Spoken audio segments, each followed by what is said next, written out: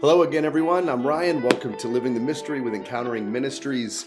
We've been doing this kind of sub-series here on where is God in suffering.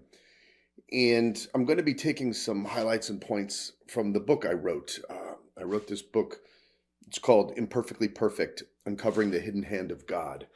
And it's really addresses that question of where God is in your hardest moments and when there's suffering and grief and all those wasteland experiences, if you remember from a few podcast episodes ago, where God is the one who can meet us in the wasteland of life. And so a lot of the concepts I'm going to talk about today about kind of wrestling through, finding God's presence and his movement and his comfort and the workings of his hand when you're going through such traumatic events in your life or such heartache. I outlined in this book watching my son go through cancer and his struggle and his bravery, his faith. And it taught me a lot. And what I didn't know when I wrote it, I didn't know that those concepts that I was working through in that manuscript were going to become so important for me and my family later in life when my son relapsed. Because when he relapsed, and if those who have seen, we attached a personal testimony where he got meningitis and he had a stroke and he had multiple severe complications that happened during his relapse. And I realized how important the concepts that I wrote about holding on to faith and learning to surrender those ways that we seek to control the situation or protect ourselves from pain or hide our heads, pull our covers over our head and bury ourselves, and all these different ways that we respond to trauma were going to become so important for me to be able to feel like I could really be present in the moment that I needed to be for my son. And so I actually put that in the prelude of the book, just how important going through that process the first time was, when literally hell on earth broke loose for our family and for my son. And so we're gonna, if you've been tracking with us, we're doing these episodes on suffering. The last one, episode 8, was called The Suffering Seed, where we went back to the concept of the garden, that metaphor that's throughout scripture of the garden and the seed. And we talked about how that relates to suffering and what happens when a seed needs to look and reach out for water and spread its roots. And sometimes it has to thirst. And if you water it too much, it will never have roots that go deep enough to find the living water during the hot, scorching times of life. And so we played around with that. And we also talked about, some kind of cliche answers that people give to suffering that I don't think are particularly helpful.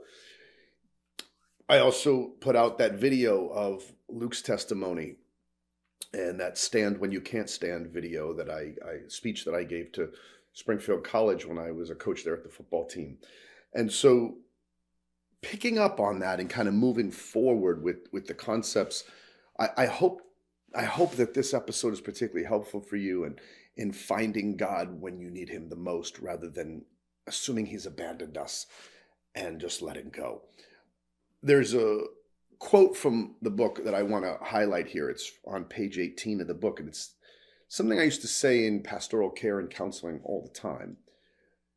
In between the parting of the Red Sea, right? If you know your biblical story, and if you don't, that's okay. Moses liberates the people from Egypt. Pharaoh lets them go because of the plagues.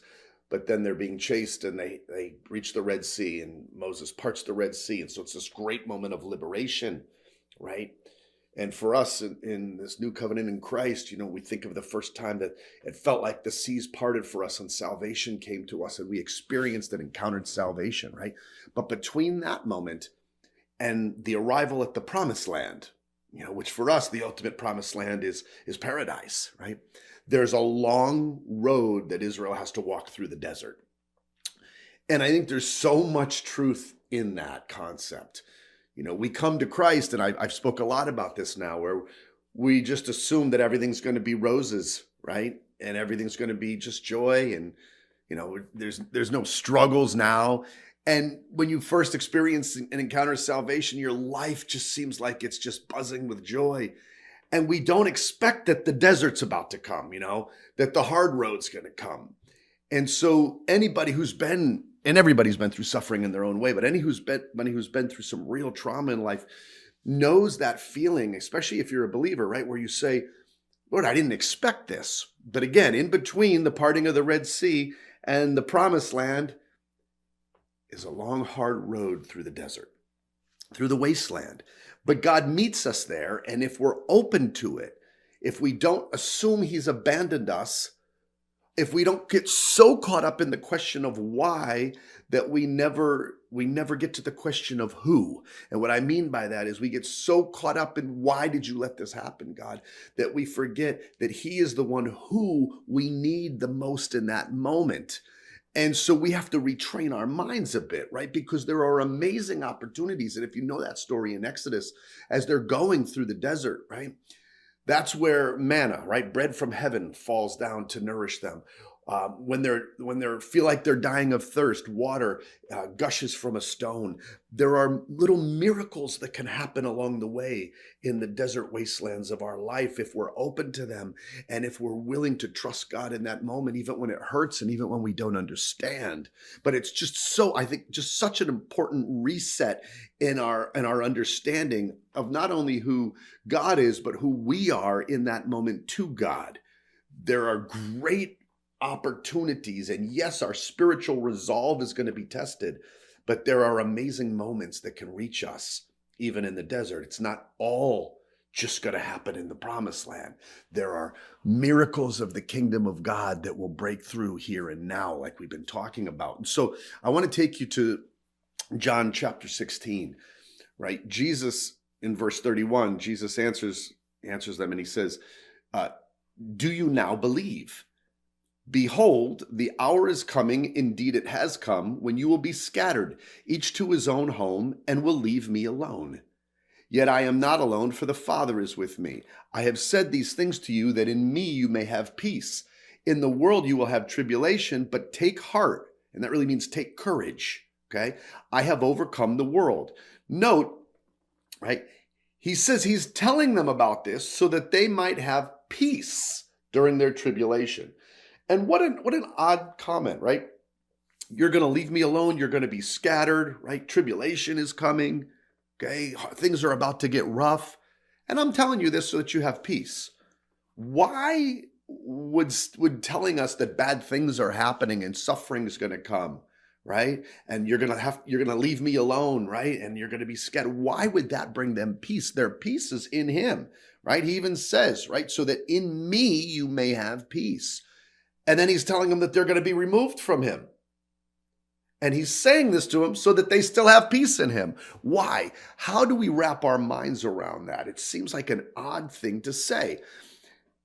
Well, first we are going to note that peace is in Christ. He's making a comparison, right? In the world, there's going to be suffering, but in me, even when I go to the Father, you're going to have peace, right? And go back to the early episodes of the Garden series, right? That seed of Christ within us, right? We're never removed from him. Even when he goes to the Father, right? He's still present within. The King is alive within us. The presence of the seed of Christ blooming in us, right? It's no longer I who live, but Christ who lives in me, right? From Galatians 2:20. And so taking that concept, know what he's saying. I'm telling you all this in advance so that your peace in me is not robbed. Again, why would telling his disciples that things are going to get rough allow them to still hold on to their peace in him when it comes? And this is how I view this passage, and I just want you to hear me out on it. It's as if Jesus is saying, when all these things come down the pipe, don't think I've abandoned you because I already told you they were coming. Don't think that the playbook got thrown out. Don't think that I missed something. Don't think that I've lost control of the situation. Don't think you've been removed from the palm of my hand no matter how hard it gets, because I'm telling you in advance that it's coming. So when you see it happen, you know I didn't miss a thing. And if you can trust that I was able to predict that the suffering's coming, you can trust when I'm predicting to you that the victory is secured and is also coming. And I think that's important. That when we go through suffering and hard times, we hold on to the sovereignty of God, that he didn't miss a thing. Even if that makes us question, well, if you knew about it, right? And we talked about this last two episodes actually. If you knew about it and you had the power to stop it, I don't understand. You're loving and you're good to me and I'm your child. Why would you let this happen? You're not going to always understand that question because his ways are not always our ways. But if you give up that he's sovereign, if you let that go, then you will doubt that redemption has any chance of coming, because God can't redeem something that he's not sovereign and in control of. He can't guarantee anything at that point, right? I've mentioned that before, but I'm going to keep coming back to it. And think of it like this, right? If in a military strategy against an enemy, right, the top ranking officers, the generals, whoever, right, said, listen, we're going to take some hits here, but we're doing that to set the enemy up so that we can surround them on all fronts, and the victory will be ours. Well, if you knew that was the game plan going in, then when you were taking hits on that front, you're not going to think we're losing. Oh no, all is lost.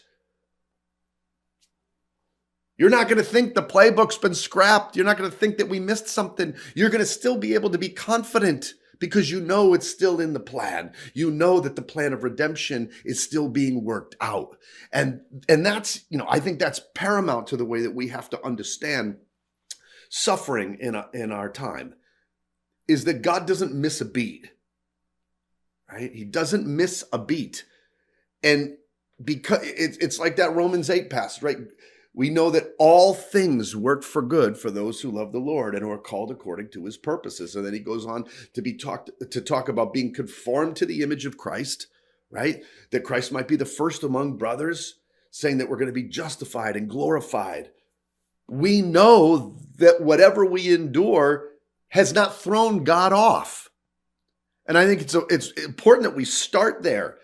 Because if you start with God is sovereign, you're going to end in victory with God is sovereign. But if you start with, I don't know where God is and God missed this or God's abandoned me, you're going to end with no hope. And hope is so precious and so powerful. So take heart, take courage. I've overcome. When you see these things happening, I'm still on the throne. That's the key to that passage, right? So the question, when you're looking around and you're going, God, where are you? You got to hear Jesus ask you the question that he asked in the beginning of our passage here. Do you still now believe? It's easy to believe in the good times, but when you feel scattered, when you feel abandoned, even though you're not, but you feel that way sometimes, when you feel like I'm not there, are you still going to believe? Hear that question and dissect it and let it soak in your heart. Think about in your own life, the times that have been the hardest. Have you been able to really reach out for God and even though you don't understand, hold on to him with everything you got and feel that peace in spite of your circumstances? That's the question, right? And ultimately then it's not if we're going to experience suffering, but when we experience it, how will we respond? And I think maybe the most important question of all is, will it define us? Will it define our soul? Will it define our identity? The essence of who we are. Will that become defined by the suffering that we are experiencing or have experienced traumatically, maybe since childhood, that has deeply affected us? Is our identity, is our soul defined by that experience? Or is it defined by not only the presence of God, but the coming victory? In many ways, our identity is really best understood through the present moment of encountering God, even in the wasteland. But in other ways, I think our identity is best understood by looking ahead at what is to come and being so confident in him that nothing can derail that. It's like we talked about, and this is kind of a deep thought again. We talked about it in previous episodes, so you can go back and watch. But it's like those verses that say we are a child of God now, and we are waiting for our adoption as children, right? Romans 8. That coming reality is informing the here and now, not our past. Hear that, because there's probably a lot of people who need to hear that, myself included. Our past doesn't define us. And yes, our present reality as the children of God defines us, but the coming reality, that hope, has to cement our identity, not suffering. And it's easier said than done, for sure, right? I immediately recognize that. It's easier said than done. I've been there, right? But I do think it's unfortunate. If you think about the soul, right? It's immaterial. It's beyond the material world. And yet it's that essence of who we are. But too often it's defined by the material world around us and the circumstances around us. The manna that falls from heaven when Israel's going through the desert, the water that comes from the stone. It's like God's been trying to tell us since the beginning all along. I will sustain your soul with things from on high, with heavenly realities, with spiritual realities that will nourish your soul even in the wasteland. In the book, I wrote about finding the hand of God in suffering, as I mentioned, and the point was to find that supernatural presence and essence of God during suffering is what sustains us. But if we're so locked into why did you let this happen, we'll never get to the place where we can say, God, I need you to carry me through it. It's like I mentioned before, I think we have to come to grips with the God who, like Job, is sovereign over everything. And say, you know what? Someday I'll understand, even if I don't now. But you're my only hope. Because again, I keep saying it. If God's not in control over it all, if he's not sovereign over it all, then there is no guarantee of redemption at all. Right? And so to get there, right? To not have our soul and that oneness that we've been talking about with God be cracked or broken, to not have our identity as the children of God robbed from us and latched on to the heartaches of suffering, I think there has to be a deconstruct, a breaking down oftentimes before that identity can be built up, because there's things that we have to learn to let go. Because if we don't let go of them, we'll keep holding on to them for life, never letting our identity break from its chains and bondage to be who we truly were meant to be. And this to me is critically important. And I think if there's a podcast to really focus in on what I'm saying in a way that might bring some healing, I think this one's certainly up there, okay? Because there are calluses that exist in the heart and soul. Calluses that have gotten hardened and scarred from trauma and hurt and pain and loss and grief and fear. In page 19 in the book, I wrote, I said like this, and I want to quote it because as I was looking back through it, it resonated. It's like I was speaking to my own self. We have calluses from the hard times of life, thickened skin set there to protect us from the pain we once felt when our flesh was slightly more tender and naive. See, we've all learned since childhood ways to protect ourselves from pain. Emotional calluses. And they're really survival instincts that we learned since probably that high, since we first felt rejection, abandonment, Trauma, hurt, loss, grief, all those things, right? And so I want to outline this kind of trauma cycle that I've written up, and I've used this a lot in working with people. And I want to see, hopefully maybe it will resonate with you or help you kind of dig deep into your own life as I'm still always going to do with mine.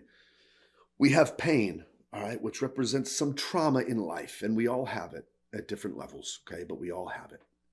It's common to the human condition.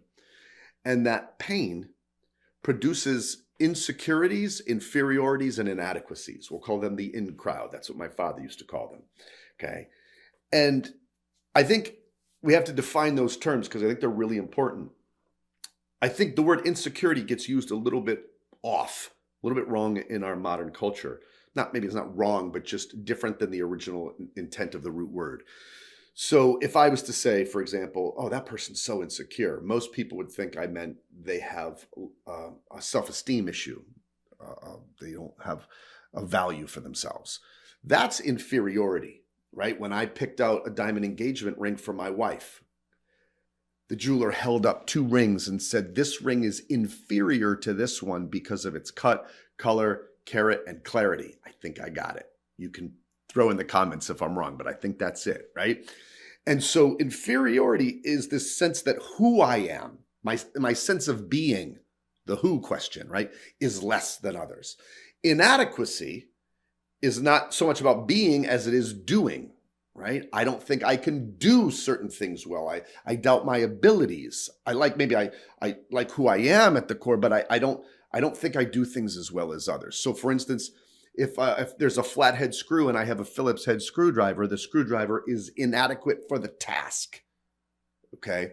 Insecurity has that root word secure in it, and it's how safe do I feel in my circumstances and surroundings, in my environment. If I'm a boat out in the ocean and a big squall comes and the waves get nasty, I want to get to a dock to secure myself so that I'm safe in my surroundings. That's insecurity, right? And so these insecurities, inadequacies, and inferiorities that come, right, because of the traumas that we've felt lead to fear. Fear of more trauma, fear of more pain, fear of more rejection, fear of more loss, and all our inferiorities and insecurities and inadequacies, right, produce a constant fear that's there, sometimes under the surface and sometimes right there, and start to condition the way that we respond, because fear leads to control. I used to say this all the time in counseling. Behind control is always fear. Again, if I'm the captain of a boat and we're in a rough squall, let's say we're riding fine and I say I want to go rest. I'm going to go down into the bunk and I give the boat to the first mate, and then we hit a squall. What am I going to do? I'm going to come back up, tell him to move over, and take back the wheel. Why? Because fear produces a response, almost like a trauma response, to try to gain control. And control, it's based on the needs that we have under the surface, right? So think about it again. Trauma, pain, produces identity conflicts and insecurities, inferiorities, and inadequacies, which produce fear based on the needs and a desire to control based on the needs that we have to feel safe, to feel valued, to feel worth something, to feel able, right? And so we try to control our environment, and those come out in what we're going to call survival tactics, fight or flight responses. Everybody's probably heard of the concepts of fight or flight. If I go and I see a bear in the woods or an animal in the woods, right? Depending on the animal, I have to know, do I try to look big, like I'm going to fight, or do I run away? That's flight. We do the same thing emotionally, right? And they're both forms of trying to regain control. When my son was sick, I'm an obsessive compulsive personality. I'm a more anxious personality. To me, I never want to get the rug pulled out from under me. And so anxiety and being obsessive is my version of trying to regain control so I don't get blindsided by life. Because somewhere in life, I had things that happened to me that produced that response, just like all of you do. Okay, so, and again, yes, I do believe that, biologically, and the chemical makeup of our brain, we might be prone to different things, anxiety or depression. And excluding like severe chemical imbalances for a minute and just talking about human behavior, both anxiety and depression can be responses to try to gain control. And you might say, okay, well, I can see it in an anxious personality like me, right? My son's sick. I've got spreadsheets. The doctor said this doctor said this, these are the risks of this. I got to see it all because then I feel in control. You might be saying, well, how is the opposite? How is, my wife, who the way she's learned to deal with pain from childhood, we all learn it from childhood, is to kind of throw the covers over her head and bury and tune the world out. Well, that's still a method of control. It's still a way of protecting yourself. If I can wall the world away and go numb and shut down, maybe I won't feel so much pain. Maybe it won't hurt so bad. They're both ways of dealing with life and its hurts and its pains and the fear of those pains, right? Again, behind control is always fear.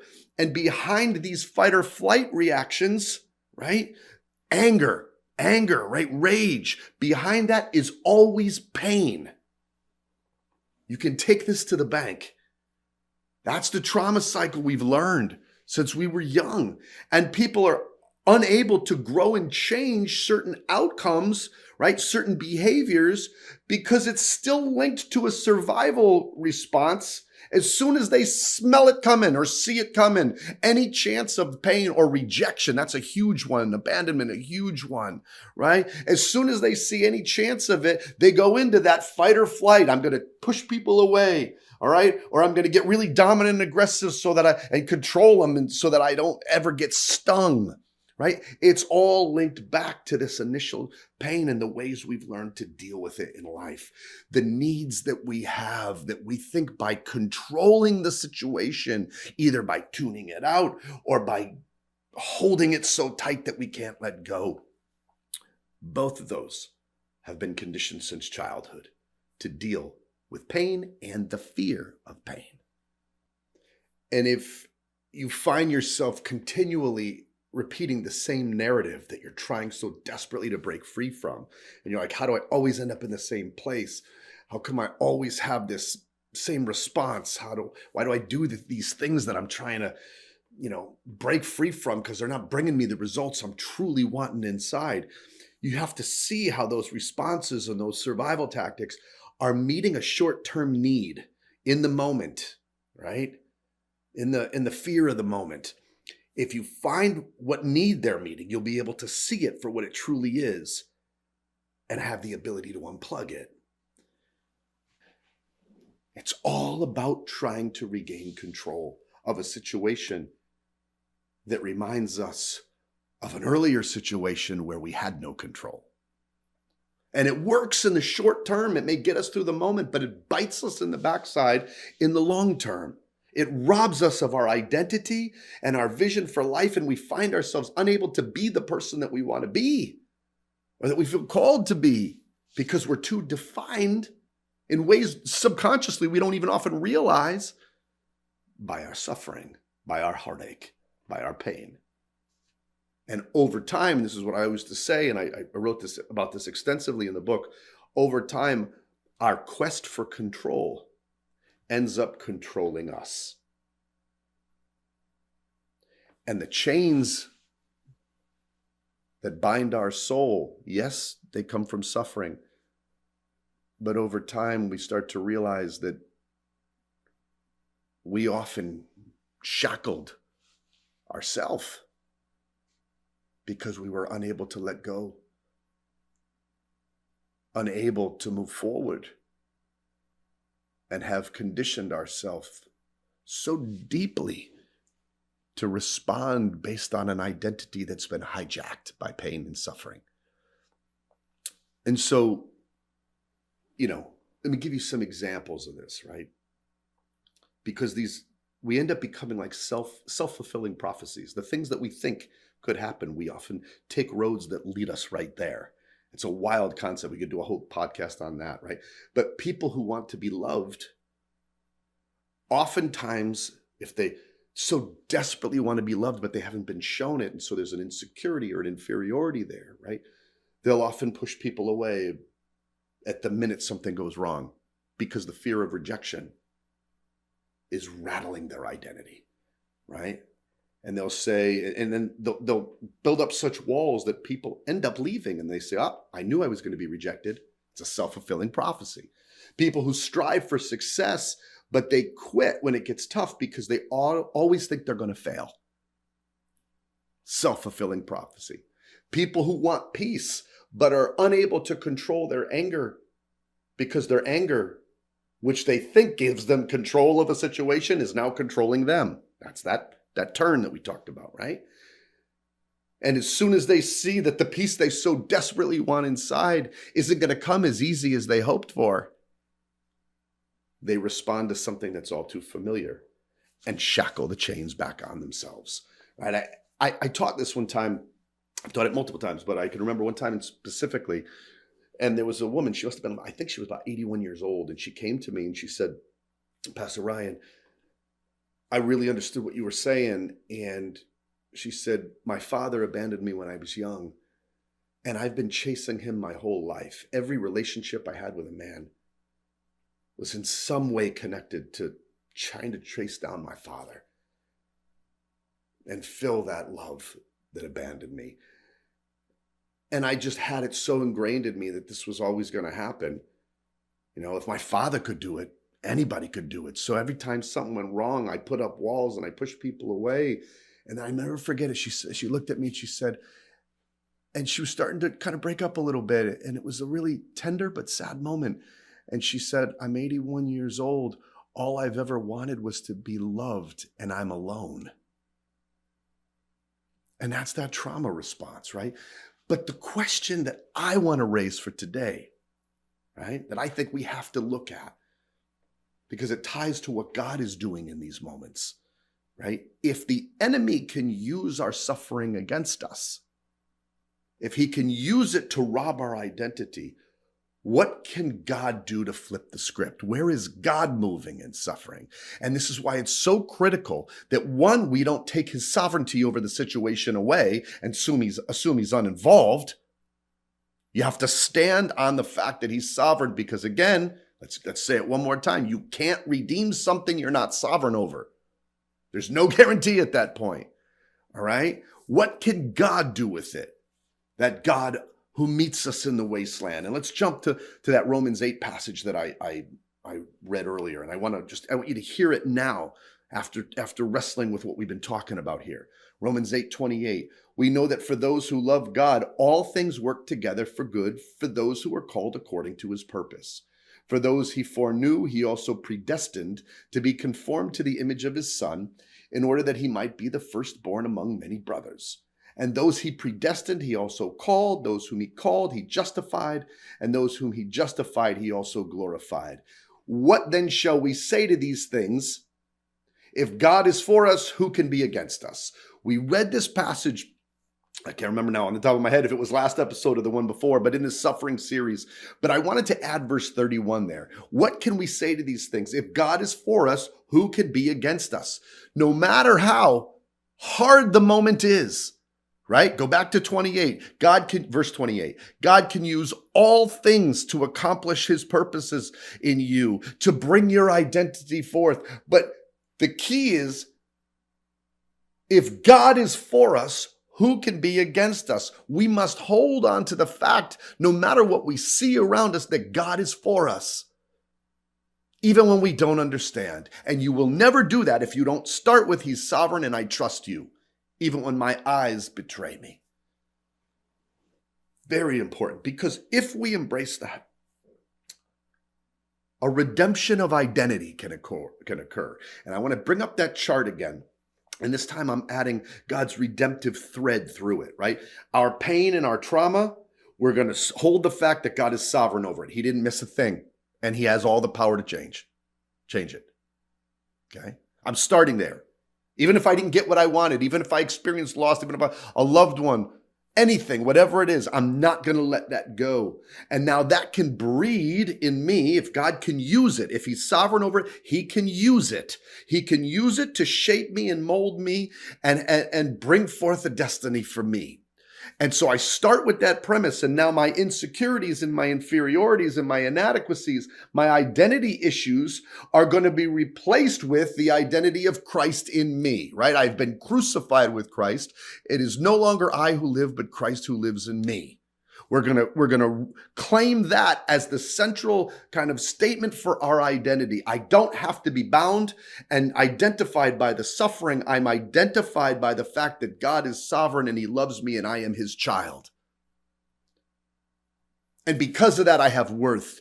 And because of that, he has a purpose and ability for me. And because of that, even when the world is falling apart, I know the victory is secure. Remember Jesus, right? When all things are falling apart, you're going to have peace in me because I'm telling you in advance it's coming. And I'm also telling you, take courage, I've overcome the world. And now that new identity can cause new outcomes. Instead of fear, I can have hope. And like I said before, hope's a powerful thing. And this is the big one. This is the hinge point for me on where the conceptual things have a practical outcome. If my fear, and fear leads to control, right? If my fear is replaced with hope, then my need to control can be replaced with surrender. And that's when the survival, fight or flight instincts, these things that we do, like Romans 7 says, why do I do the things that I don't want to do? Why did I flip out? Why did I have rage? Why did I go back to the same, addictions that I've had before because they were my comfort zone, getting me through the short term, but biting me in the long term? Why did I push people away? Why do I shut down? Why do I obsess? Why all these things, right? Because the need to control. Well, if we replace control with surrender, because our fear has been replaced with hope, because our identities are no longer tied to our suffering, but to the reality of Christ in me, and God can use those things to bring forth redemption, right? If I learn to surrender them, I am no longer bound by those things that I am trying to overcome. I'm no longer being controlled by the ways that I sought control. And it all hinges on surrender. That's when you learn to trust God in the wasteland. And it's really important. It's pivotal. It's life-changing. It's what allowed me to go from analyzing everything every doctor said to saying, I have no control over what's happening to my son. So you know what, God? Show me what to do. And you know what I ended up doing? I had wheelchair races for the kids on the oncology floor in Boston Children's Hospital down the hallway. I went to the child life services and I said, hey, I want to do a Oreo cookie contest. We're going to have the thin mint, the double stuff, the regular, and we're going to have people vote on them. And then we're going to have the different flavors. They have a peanut butter one and a mint one and all this. And we're going to vote on our favorite flavor. I did anything I could to find beauty. But you need to believe in hope, and you have to be willing to surrender that survival instinct in order to truly be. I'm going to kind of close you off with this. I use this example in the book on page 66 about Bartimaeus. It's a story from, it's in multiple synoptic gospels, but I'm going to use the version in Mark. Chapter 10, verses 49 and 50, particularly I want to focus on those, right? Bartimaeus is a blind beggar, okay? And as Jesus is coming by, he's yelling out, Son of David, have mercy on me. And they're trying to hush him down. And he just yells out all the louder because his redemption, in spite of his suffering, his redemption, it's an ironic thing to say about a blind beggar, but he can see his redemption is at hand, right? And so there's an important nuance in here that I want you to get from Mark 10:49. And Jesus stopped and said, call him. And they called the blind man, saying to him, take heart, get up, he is calling you. And then this is the key point I want you to get in verse 50. And throwing off his cloak, he sprang up and came to Jesus. Now you might say, well, what's so special about that? Okay, fair enough, right? The key is, what is a cloak to a blind beggar? Did Mark just want to tell you he had a jacket on and he felt the need to throw it? Was the jacket so heavy it was weighing him down as he was running to Jesus? No. Why is that detail put in there? Well, what was a cloak to a blind beggar? Right? They can't see where the money is being thrown at, right? And you could say, well, they have a jar or some collection, right? But they can't even see if somebody comes up and steals it. So what they do is they'd sit, right? And they'd lay down their cloak. And the cloak was where people could toss money in. And that way it was right there next to them. Nobody could steal it, right? And when they were done, they could wrap it all up. And it was easy to grab without being able to see. And so when Mark is telling you that he threw his cloak, he's letting you know that Bartimaeus threw away his old means of survival to run after his redemption. Now that's powerful. That's powerful. And that's what you have to do sometimes to truly see where God is in suffering. You have to be willing to toss the cloak, the old way that you learned to deal with life, the old way you learned to survive, to chase after something new. An identity rooted in something new. Surrender is a funny word because in the world, it means defeat. It means that you're now overtaken, bound. But with God, surrender is freedom. It's the ability to cut the chains that we've so often shackled to ourselves. And you'll never surrender, again, if you don't trust that God has it, in spite of what you see or don't see. You'll never trust someone you don't think is in control. And so instead, you'll seek control.